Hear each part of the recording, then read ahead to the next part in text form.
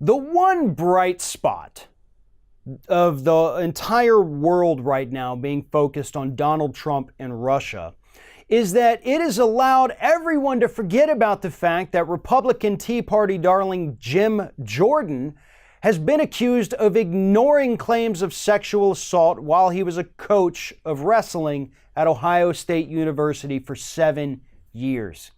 And in the hoopla and the media circus of this week, because the media is incapable of covering more than one thing, they completely missed the fact that Jim Jordan has now been named in a new civil lawsuit being brought by former athletes at Ohio State University because they completely ignored their claims of sexual assault.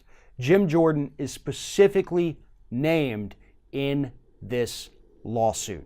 Rolling Stone did a phenomenal job of laying out what's happening right here, but let me take a second to say something. I predicted this. The very first time we heard these allegations come out, I said Jim Jordan would be named in the civil suits that would soon be coming. Why did I know that would happen? Because it's been happening all over the country for about a year now.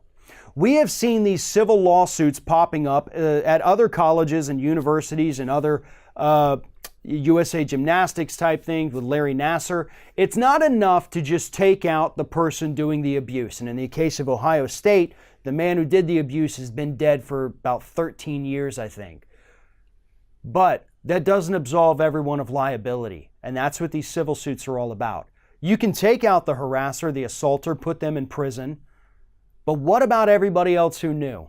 Because you cannot engage in this kind of behavior, this serial molestation that has taken place at many colleges, including Ohio State, without other people being complicit and being silent.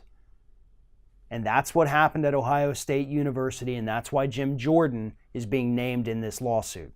This is a very, very big deal. Because not only is it going to allow people to depose Jim Jordan, to compare his testimony to the testimony of the wrestlers, but also to help these people who went through this traumatic experience possibly get a little closure. These civil suits aren't about the money. It's about holding people accountable and trying to right the wrongs of the past. And Jim Jordan, who has done a phenomenal job of trying to escape it so far, cannot continue to do so. These civil suits should and hopefully will be the end of Jim Jordan's political career once we get the real word out there about what, or how big, I should say, of a scumbag this guy truly is.